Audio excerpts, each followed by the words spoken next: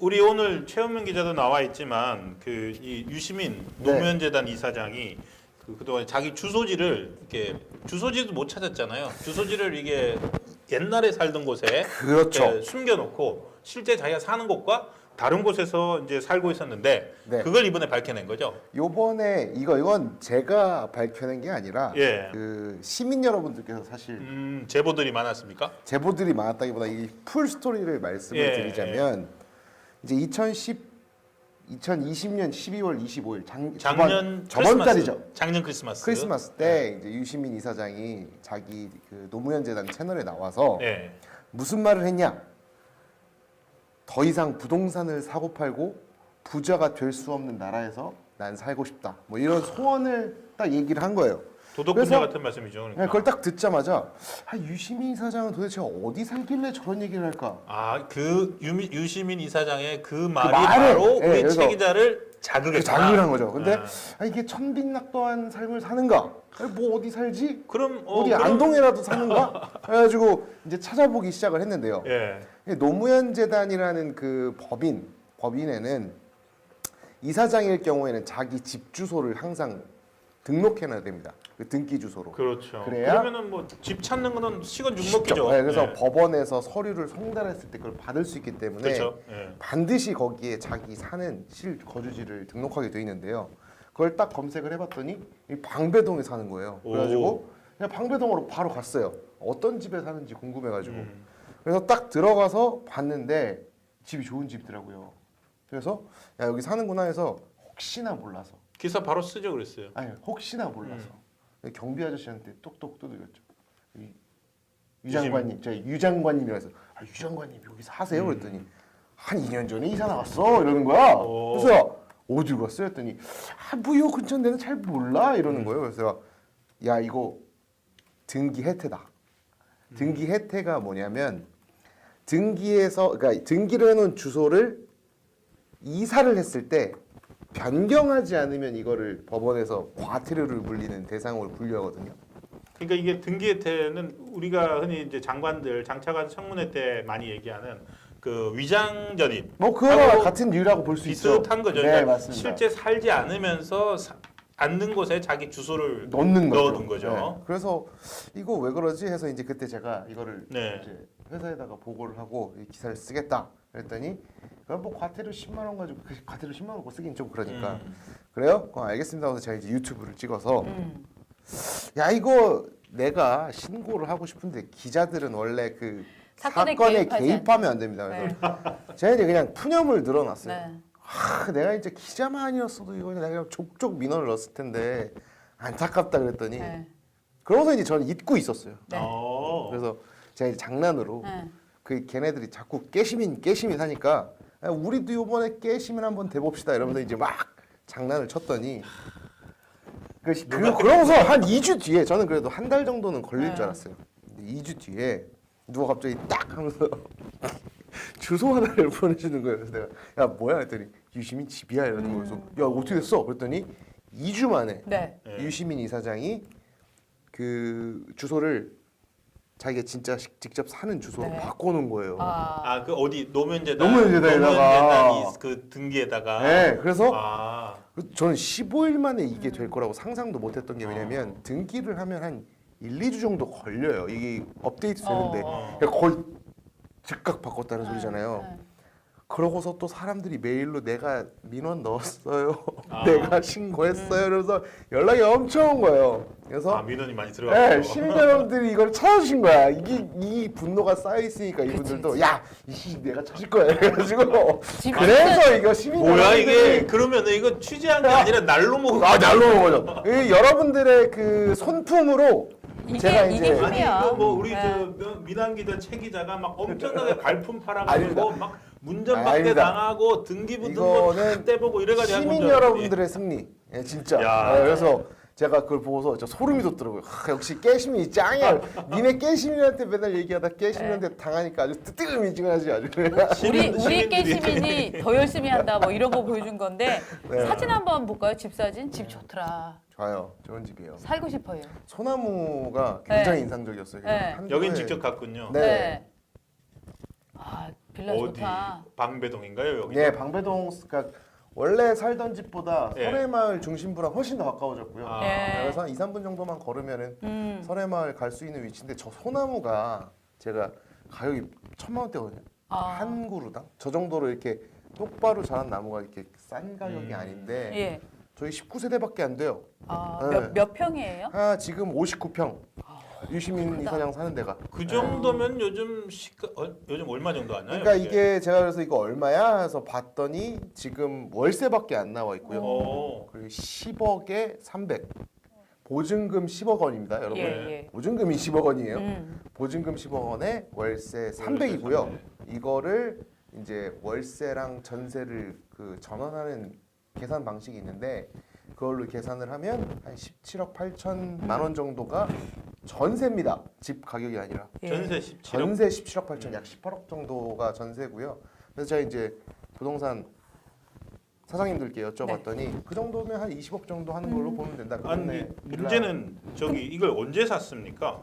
이게 제가 이제 이걸 딱 보자마자 이제 특이하다고 생각했던 게 이제 2014년도에 네. 제가 이거 지금 취재를 하고 있는데 2014년도에 이분이 일산에 있는 한 아파트에 살다가 방배동으로 이제 세입자 신세가 그렇죠. 됐었어요. 예. 그리고 2014년도 그쯤에서 재산이 4억 원 정도밖에 안 됐었거든요. 그 선거 뭐 한참 할 때. 다 나오죠 정치인들은. 네, 그 정치인들은 그 예. 재산을 얼마 갖고 있는지 나오니까요. 예. 그런 다음에 2017년도 2월에 이 집, 12월에 이 집을 샀었거든요. 2017 12월. 네, 그래서 2012년에 이제 그 재산을 본 게 2012년이구나. 예. 그래서 한 5, 6년 사이에 이 금액을 다 벌었다? 현금으로? 그렇죠. 그러니까 저는 또 다르게 이제 그 생각하고 있는 게 뭐냐면 이 집을 매입한 시점이 2017년 12월이잖아요. 네, 그렇죠. 그렇다면 문재인 대통령이 당선된 게 2017년 5월이에요. 직후죠. 예. 그러면서 보통 사람들은 이제 이게 부동산 투자 관점에서 네, 보면 그렇죠. 정말 절묘한 시점에 주택을 매입한 그렇죠. 거죠. 그 이제 그 반응이 시점에 주택 매입한 사람들은 지금 다 몇 부자가 됐죠. 억씩 네. 벌었죠. 근데 여러분 이걸 왜 저희가 이런 얘기를 하냐면요.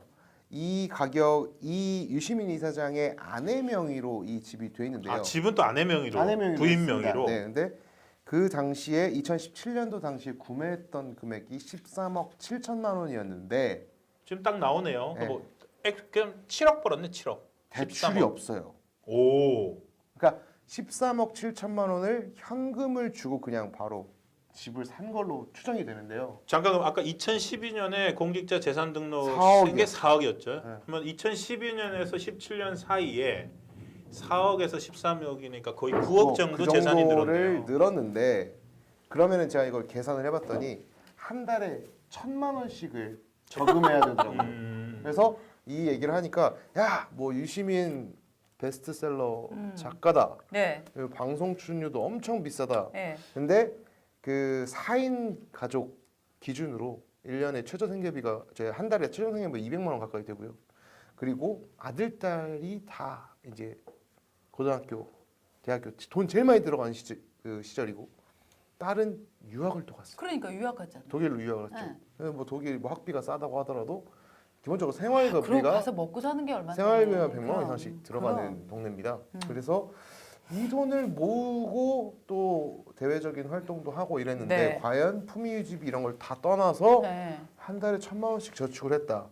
그리고 집을 10억 넘는 집을 사면서 융자 안기고 현금으로 산다는 게 네. 너무 인상적이었어. 야 이게 왜 없어 대출이 막 이러면서 드디어 소위 돈 말해서 버는데. 지금 이제 이런 분들이 그 줍줍족들이 많잖아요. 요즘 보면은. 네? 그러니까 그냥 그냥 아파트들 네, 주워가지고 네. 이렇게 그냥 현금으로 사던 사람들이 지금 다 버글고 있는데 그런 것도 아니고. 그래서 이게 제가, 왜냐면은 잠깐만. 예. 근데 지금 우리 시청자님께서 무슨 소리냐? 아리팍사인데 아리팍이 뭐야? 아크로 리버 파크? 아크로 리버파크. 엄청 그래요. 비싼 데지 거기. 거기가 지금 뭐 한 30억 이렇게 3, 가는 40억. 그렇게 네. 가는 아파트인데 네. 아크로리오 파크 간다는 얘기가 실제 나온 건 사실입니다. 사람들 사이에서 나왔었는데 예. 그래서 제가 이제 이거를 확인 안 하고 떠들 수가 없으니까 그치, 이제 그치, 확인을 하러 이제 노무현 재단 거를 예. 이제 주소를 확인을 해서 이제 제가 유시민 이사장이 집을 갔잖아요. 예. 이제 그 다음에 그럼 아크로리오 파크는 뭐냐라고 예. 해주셔서 예. 제가 지난 주말에 아시는 분 두 분과 함께 예. 1612세대예요. 1612세대를 다 드셨어요. 다 뒤졌다. 그래서 유시민 이사장의 유 씨, 그리고 한 그 씨. 아내가 한 씨잖아요. 예. 유 씨랑 한 씨로 되어 있는 모든 집을 등기등록을 다 뗐습니다. 예. 없었어요. 딸 이름도 없었고 아들 이름도 없었습니다. 아. 그래서 자기가 만약 거기 새 들어 살 수는 있죠. 물론. 그렇지. 왜냐하면 새 들어 살면 등기부등본에 안 나오거든요. 예. 그러니까 새 들어 산다고 하면 살 가능성은 있지만 예. 그 방배동에 주소지 해놓은 사람이 굳이 아크로리오파크에 살까? 예, 아니래. 3, 40억 아니고 5, 60억이란다. 그렇게 비싸요? 뭐가요? 이게 평형수가 되게 아크로리오파크. 다양해서. 예. 아니 근데 우리 유시민 이사장이 보통 가면은 59평 뭐 이런 대형 그쵸. 평수 좋아하네. 대형 평수 주로 네. 이제 59평대에서 방배동 빌라에서 이렇게 살았었더라고요. 예. 아니 근데 전 더 재밌는 게 예. 그 아크로 리버파크 뭐 살든지 어쩌든지 지금 노무현재단에 등록해놓은 주소가 그거 아닙니까? 네, 맞습니다. 그럼 만약에 아크로 리버파크에 산다면은 이거는 또 등기 혜택 아니에요? 그러면 그치. 그렇기도 이중 하고 등기 혜택네. 아니면 둘이 나눠줬든가 그렇게. 그럴 수 있죠. 그럴 수 있다. 아니면 뭐 한쪽 두 집 살림을 할 수도 있죠. 내가 부자인데 내가 집 별장이라고 하면 되니까. 예. 여기는 네, 주소지고. 별장이지. 예. 근데 재밌는 게 네. 이걸 우리가 취재를 그러니까 2년을 노무현 재단에 자기가 허위 위장전입 네. 비슷한 수준으로 가짜 주소를 올려놓고 살다가 이 취재가 시작되니까 뜨거라 싶어서 바로 한 거 아니에요. 저는 이게 어떻게 그렇게 된 거예요? 등기 혜택가 무서워서 그랬다기보다 그러지는 않겠죠. 뭐 한 달에 10만 원씩 내고 있으면 되니까. 그 13억 7천을 현금으로 그냥 그럼. 뭔가 찔리는 게 있으니까 그 당연하지. 생각을 하고 그러니까 네. 그 당시에 이제 갑자기 뭐 사과문 나오고 막 그러니까. 이랬을 때 두 가지 얘기가 있었어요. 음. 뭐 찔리냐? 그렇죠. 찔리는 거 있지. 이게 네. 하나였고 응.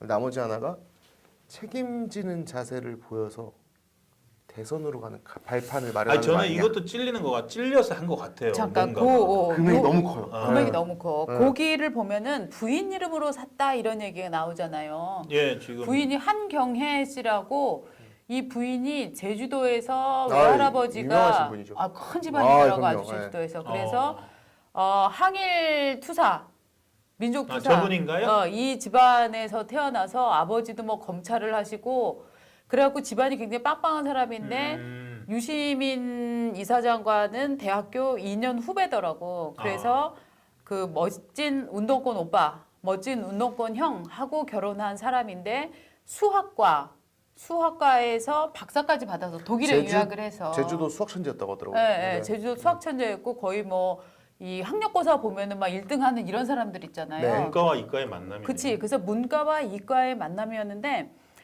그래서 순천향대, 건국대 이런 데에서 무슨 출강 강사. 출강을 하고 네. 교수는 아니지만 교수 대우를 받고 꽤 잘 지냈던 양반이에요. 유시민 그 옹호자들은 네. 야, 이 교수 돈 많이 버니까 뭐 13억 뭐 이 정도 충분히 벌 수 있다 이렇게 딱 얘기를 하길래 네. 제가 한마디 했어요. 우리 아빠 교수인데 네.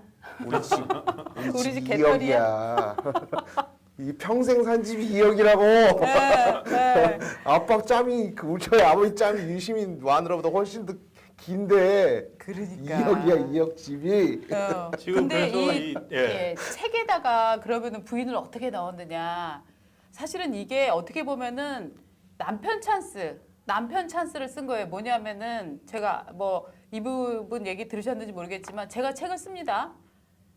그런데 제가 사진이 많이 들어간 책이에요. 여행책이에요. 사실 여행책에서는 글의 비중이 반, 사진의 비중이 반입니다. 그렇죠. 그런데 제가 남편을 너무 사랑한 나머지 여보 같이 가고 싶어.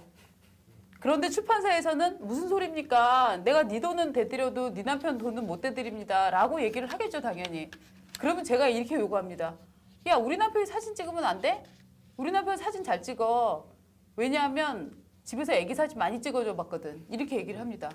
아유 이게 네. 아마추어도 이런 아마추어가 없어요. 그러니까 출판사라면은 보통 이런 유명 작가, 네. 글발로 하는 유시민 작가가 예를 들어서 뭐 유럽 도시 기행을 한다 그러면은 네. 대부분 포토그래퍼를 쓰죠. 그렇죠. 네. 제대로 된 책을 만들려면 인류 사진 작가를 붙입니다. 네. 그리고 훌륭한 여행 사진을 이제 돈 주고 사든지 그렇죠. 그렇게 하는데 사진 부인 한혜경 네. 이거는 정말로 그 뭐 대학생들 학회지 만드는 수준의 발상을 한 거예요. 그 책을 소개하는 기사에도 그렇게 나와. 부인 하나경 씨는 이 책 집필을 위해 사진을 배워서 이 여행에 따라갔다. 이런 문장이 여러 군데 나옵니다. 그 네. 이 당시에 네. 그 오랜만입니다. 공지영 이야기가 또 나와요. 아, 왜? 이 당시에 네. 그 유명 작가들이 유럽을 가서 네. 유럽 갈 때 이제 비즈니스 끊어주고 맞아요. 호텔 잡아주고 그렇다며. 네. 하는 그런 게 약간 트렌드 같이 있었어요. 그때가 대한항공이 네. 유럽, 동유럽 네. 이쪽으로 이제 기존에 없던 노선들을 그- 집중적으로 열 때예요. 프라하 공항을 이제 인수하기 시작하면서부터 네. 이제 그리고 이제 그 조가 그 딸내미들이 예. 이제 뭐 유럽 어디까지 가봤니? 뭐 나- 이런 거 하면서 맞아. 아, 그 광고. 예. 네, 저는 이걸 너무 잘 알고 있기 때문에 그거 근데 하고. 이제 뭐 공지영 씨도 문제가 좀 됐었죠. 그때 네. 한때 막 뭐 돈 어쩌고저쩌고 하고 뭐 이거 뭐 원고 안 넘긴다 뭐 어쩌고저쩌고 네. 그래서 이때 당시에 이제 이런 붐이 불었고 또 예. 정계 은퇴를 한다고 했으니 네. 그렇지. 이제 와이프한테 야 그냥 계속 이제 유시민 그 이사장도 예전에 네. 그 정치 활동할 때 계속 이제 돈이 없는 걸로 되게 유명세를 그렇죠. 타고 그렇죠. 뭐 장관인데 재산이 뭐 8천만 원밖에 예. 안 늘었다 뭐 이런 예. 식으로 이제 언론에서 쫙 나왔었는데 네. 그 청렴한 분이라고. 네, 근데 이제 야 이제 정치 끝났으니까 네. 우리도 이제 즐기자 이렇게 해서 이제 유럽을 같이 가지 않으셨나 뭐 그렇게 생각도 해요. 아니 그런데 이제 이게 문제는 뭐냐 하면 우리가 흔히 말하는 누구의 찬스를 쓴다라고 하는 게 이 정부가 말하는 뭐 공정 어쩌고랑은 정말 거리가 먼 거잖아요. 네. 조국 딸의 경우도 7대 의혹이 다 사실로 드러났고 오늘 이를테면은 조국 장관의 아들 그 친구는 연대에 들어간 친구잖아요. 맞습니다. 로스쿨, 연세대. 연대. 아니 거기에- 로스쿨은 아니고 아, 로스쿨 아니, 정치학과인가? 정치학과. 예. 연대 거기에 지금 그 최강욱 그 의원이 허위 인턴 발행해줬다. 이 건 보면 하루에 12분 인턴한 걸로 나온다는 거 아니야. 근데 이런 것 때문에 사람들이 정말 엄청 좌절하고 그러는데 그러니까 이게 이 경우엔 이 유시민 씨 경우에는 자기 유명세를 이용해서 전공자가 아닌 수학 전공인 부인을 사진을 배워가게 하면서 여행을 같이 가서 사진을 찍고 그걸 또 부끄러움 없이 부인 사진작가 한경애라고 해서 심지어 어떤 부분에는 책이 공저라고도 나오더라고. 아. 근데 이것도 또 크게 나무랄 게 없는 게 이 출판사 자체가 사장이 과거 운동권이었다 이렇게 밝히고 있더라고요. 네. 근데 그러니까 그냥 학회니 네. 만드는 수준으로 했는데요. 네. 근데 이게 뻔뻔한 게 지금 아까 지금 최강욱 의원 말씀 좀 하셨지만 네. 그러니까 이렇게 버티는 거예요, 이 사람들이. 그러니까. 그러니까 여행은 너무 가고 싶어. 와이프하고 같이 가면 더 좋겠어. 근데 그냥 가면은 좋겠어? 그냥 데리고 가면은 나는 크게 좋을 것 같지 않아. 저도 지금 역시 부인이- 선배는 진짜 그 애처가요. 가정을 그러게. 지키고 아, 어쨌든 데리고 가면 좋겠는데 네. 이렇게 해가지고 가면은 분명히 욕할 거야. 그렇지. 욕하겠지? 나보고 뭐 유명 작가라고 뭐 장관 출신, 정치인 출신 작가가 출판사한테 외압 넣었다고 나 욕하겠지? 예. 그러면은 사진 작가로 공저로 하면 되겠네. 예. 그러니까 이건 뭐냐면 제 생각은 그래요. 그러니까 이게 잘못됐다는 걸 아는데 네. 이게 편법인 걸 아는데 네. 이거를 이게 불법은 아닌 거예요. 네. 걸리진 않을 거예요. 네. 그러니까 한 거죠라는 거죠. 근데 조국도 마찬가지고 이 최강욱도 지금 주장하는 게 그거 아니에요. 인턴 했다.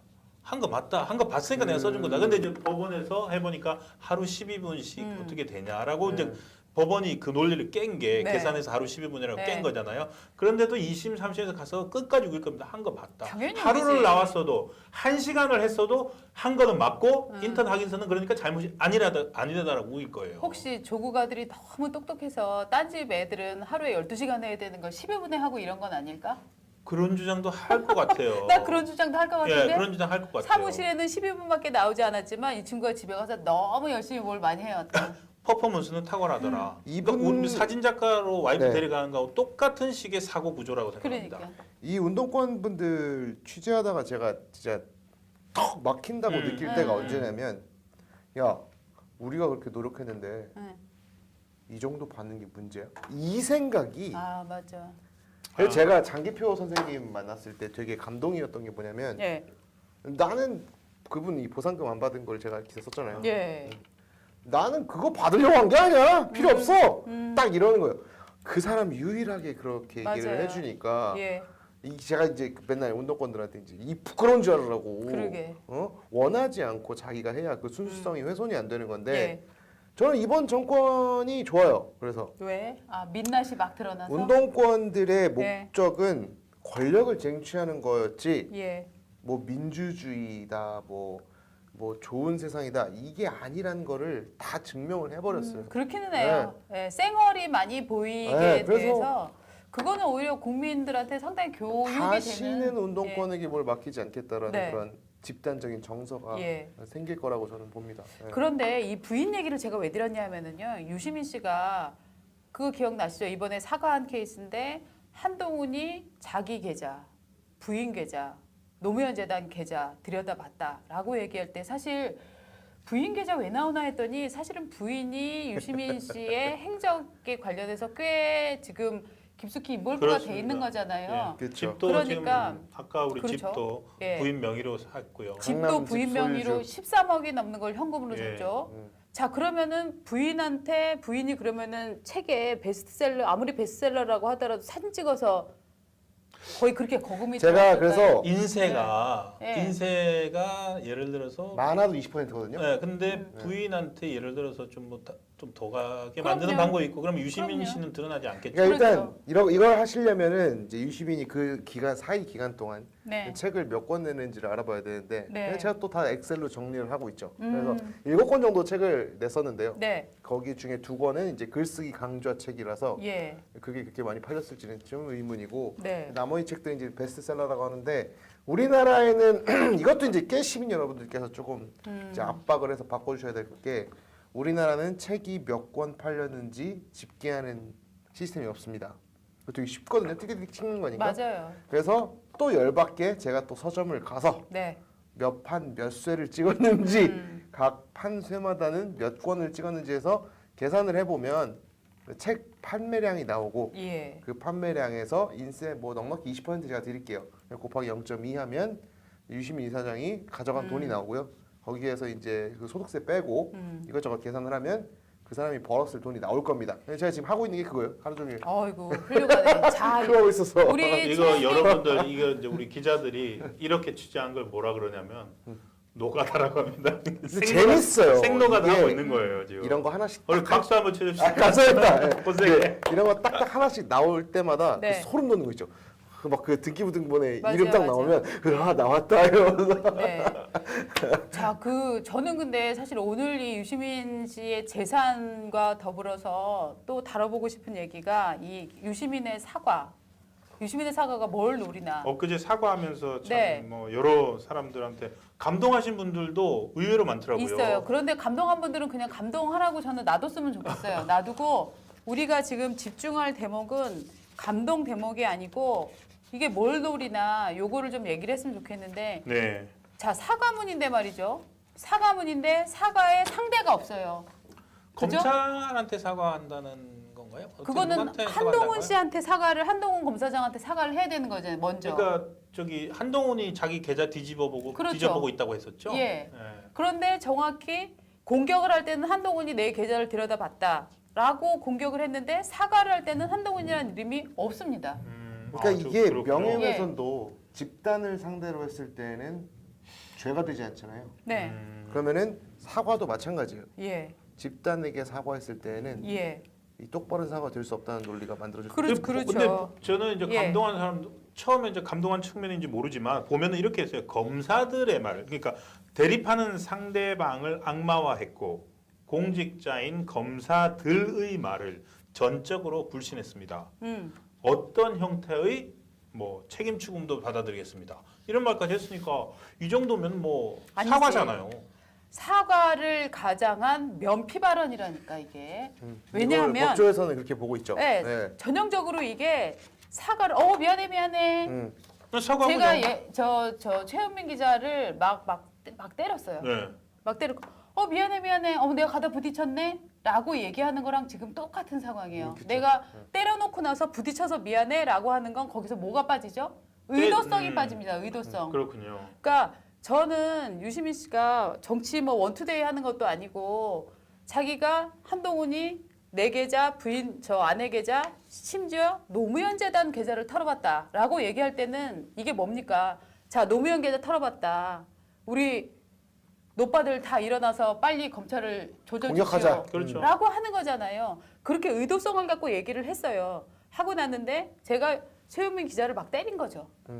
그런데 야 안 때렸는데 CCTV 찾아보니까 너 때린 영상 때린 거 나오는데 맞아. 라고 나온 거예요. 그러니까 제가 그럼 어떻게 말을 바꾸냐? 어머 미안해. 오늘 미안해. 흥민아 네가 너무 작아서 내가 지나가다가 너를 손을 저었는데 네가 그냥 맞아버렸네. 미안해 라고 얘기를 하는 거예요. 뭐 작다는 비유가 예. 적절한 것 같지는 않습니다만. 예, 이거는 굉장히 저는 의도성이 많은 그래서, 거라고 생각하는데 예. 왜냐하면은요 명예훼손 소송에서는요 이 사람이 알고 거짓말을 했나 알고 허위 사실을 유포했나가 굉장히 중요한 대목이거든요.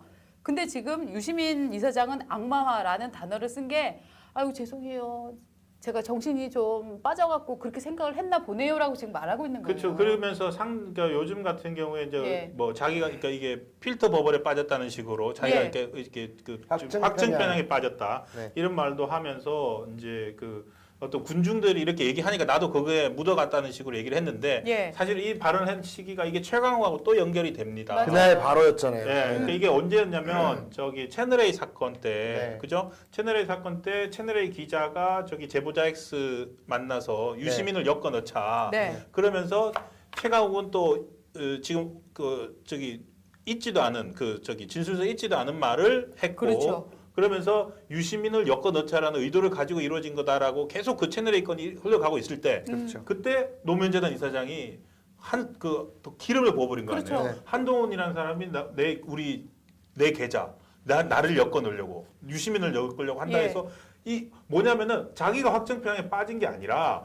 이 발언이 수많은 대중들을 확정 편향에 빠지게 했어요. 예. 그러니까 자기가 확정 편향을 불러일으키고 뭐 이렇게 한 장본인이면서 제가 확정 편향에 빠졌네요. 이거는 여기서 저 사람 멘탈은 뭐지? 순식간에 바로 이렇게 바뀌어 버리는. 그러니까 확증 편향, 악마화 이런 수사를 동원하는 거 있잖아요.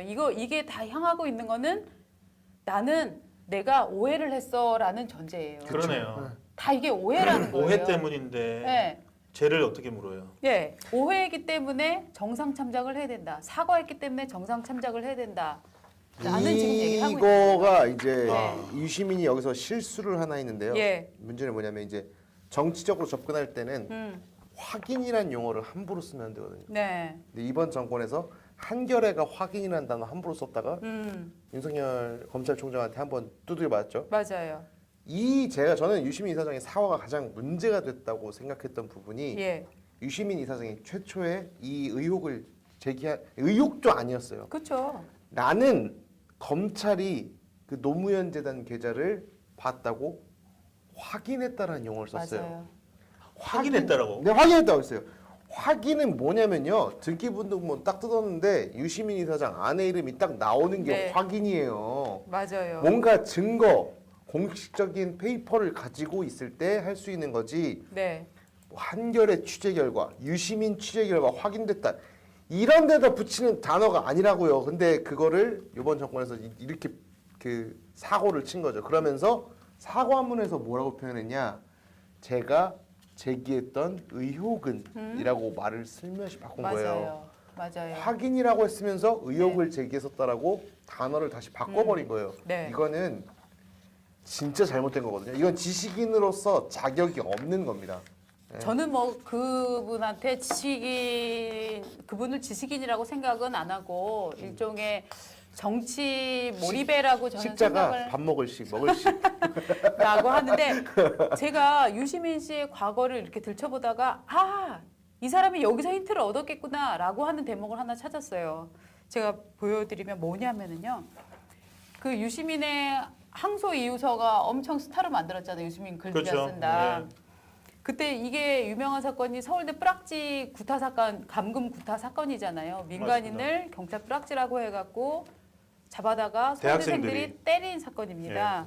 자 여기에 당시 유시민 씨도 연루가 돼서 그때 징역 1년 6개월인가 아마 받았을 겁니다. 예, 그때 유명한 사건입니다. 예. 지금 여러분들 아는 분들이 나오는데요. 예. 당시 서울대 프락스 사건이 1984년 9월에서 예. 9월 달에 열흘 동안 9월 예. 17일부터 27일까지 민간인 4명을 서울대 총학생회 핵심 간부들이 예. 이제 가둬놓고 구타를 예. 했던 건데 예. 그때 당시 이제 핵심 간부들이 누구였냐? 조현수, 예. 그다음에 백태웅 잘 아시죠? 예. 합동단장. 그리고 이정우 그다음에 지금 윤호중 의원 예. 이런 분들이 다 있었고요. 그렇죠. 이 사람들은 근데 도피해서 다 수배됐고 유시민 의원 같은 경우는 복학생 협의회 회장인가 네. 이런 걸로 이제 뒷수습하러 가다가 예. 이게 구속이 됩니다. 예, 그런데 요건이 그래서 굉장히 사실은 민간인을 구타한 사건인데 유시민의 항소 이유서 때문에 마치 막 시국 민주화 사건. 운동하다가 막 한 것처럼 돼 있는데 실제로 폭행 사건이에요. 폭행 사건. 예, 문제 뭐냐면은 2004년에 유시민 씨가 총선에 나옵니다. 2004년이에요. 그때부터 시간이 한참 흘렀죠. 노무현- 20년 시간이 흐른 다음에 총선에 나옵니다. 예. 그러면서 어떻게 썼냐면 그 선거 홍보물에서 사건 관련자들이 민주화 운동 유공자로 이미 명예훼 회복을 하였다 하는 내용을 썼어요. 그러니까 이게 피해자들이 이게 무슨 개소리냐 해갖고 허위사실 공포 혐의로 고소를 합니다. 아니 그래서 1심에서 50만 원이 벌금 50만 원이 선고가 됩니다. 근데 문제가 뭐냐면 예. 대법원에 가서 이게 뒤집혀요, 무죄로. 왜 뒤집히느냐? 유시민이 그들이 민주화 유공자로 명예 회복을 했다고 말한 거는 허위 사실이지만 이거를 쓸 당시에 유시민이 그게 허위 사실일 가능성을 인지하지 못한 것으로 보인다. 그러니까 저는 몰랐어요. 아, 저 그거 사실인 줄 알았는데요. 라고 우기면 그걸 반증할 증거가 확실히 나오지 않으면 나는 무죄가 될 수 있다라고 하는 사례를 하나 저는 배웠다고 그러니까 생각해요. 경험이 있는 거네요. 그러니까 뭔가를 허위 사실을 이야기를 했어요. 네. 그러니까 거짓말이다, 네. 무고다, 그러니까 명예훼손이다라고 고발을 당했는데 네. 법정까지 가서 대법원까지 갔는데 아 이걸 내가 몰랐어요. 그치. 모르고 그런 말을 한 거는 맞는데 네. 모르고 했다라고 하니까 네. 무죄가 되더라. 네. 야 저는- 경험이 네. 쌓였네요. 부럽네요. 저도 똑같이 했는데 전 유죄 나왔거든요. 아 이게 다 되는 건 아니구나. 아 열심히 진짜 열심히 살아겠는데 제가 권력이 있어야 안 잡혀가지. 아, 권력이 없으면 네. 잡혀가요. 사실은 이것도 의원직하고도 관계가 있는 거였네요. 그렇죠. 네. 선거 과정에서 나왔던 네. 얘기였고 그래서 진짜 저는 당시 여당의 유력한 네. 정치인이었기 때문에 맞습니다. 네. 대법원에서 이런 판단이 나왔거든요. 저는 그래서 이번에 뭐 유시민의 사과 뭐 아름다운 뭐 좌파에서는 뭐 아름다운 사과라고 하고 막 왜냐하면은 또 워낙 사람들이 사과를 안 하잖아요. 조국 씨 사과하고 있습니까? 억울하다고 하고 있잖아요. 최강욱 의원도 오늘 1심 선고가 나오니까 법원이 잘못된 그 검찰의 주장을 다 받아들였다라고 크게 막 크게 아니, 화를 냈거든요. 그러니까, 아니, 정말로 아무도 사과하지 않아요. 그러니까 반가운 게 있어요. 반가워요. 아니야. 근데 저는 유시민 씨가 이런 점에서 굉장히 머리가 좋다. 저 속뜻으로 말하면 간교하다라고 생각을 해요. 왜냐하면 사람들이 다 사과하지 않을 때 사과를 합니다. 그럼 사람들은 우와 유시민 사과했어라고 하는데 사과에다가 독을 막 이빨에 넣은 거예요. 이거는 사과가 아니라 독이든 그냥 아니, 예, 사과예요. 그래도 인지도, 지지율, 네. 뭐 인기도 좀 높아졌을걸요. 저 장담합니다. 맞아요. 유시민 인기도 높아졌을 겁니다. 맞아요. 라디오에서요. 예. 저기 아침 라디오 방송에서 이철이. 박수 쳐주는 거 많았어요. 심지어 이철이 방송에서는 유시민이 이렇게 사과를 했기 때문에 한동훈이 맞아요, 앞으로 맞아요. 소송을 더 하지 말아야 된다 이런 얘기까지 그러니까 나왔어요. 이렇게 되면은 나중에 이제 이거 가지고 예. 지금 말했잖아요. 소위 말해서 이제 오늘 위법성 조각 사유. 그러니까 네. 이 사과문은 전부 다 이제 위법성을 없애는 방향으로 네. 되어 있다는 거죠. 네. 그런데 한동훈 씨가 무슨 말이야? 나한테 사과하지 않았고 네. 아까 우리가 얘기한 대로 그러면서 한동훈이 이걸 만약 명예훼손 고발하고 또 민사로 소송을 민사. 제기하면은 네. 한동훈만 속 좁은 사람 될 수도 있어요. 그렇지만 저는 민사 소송 간다고 봅니다. 왜냐하면 가겠죠. 한동훈 검사장이 사실 지난 1년 동안 아무것도 못했잖아요. 받은 피해. 예, 그걸 생각해 보면 반대로 집 팔아야 어, 되나? 그거 이- 하려면? 민사하려면? 이게 목적이 뭐였냐면은 이 정권에서 윤석열을 잘라내고 한동훈을 수사 못하게 하는 게 굉장한 목표 중에 하나였어요. 실제로 한동훈 수사를 못했습니다. 한동훈 검사장은. 그렇죠.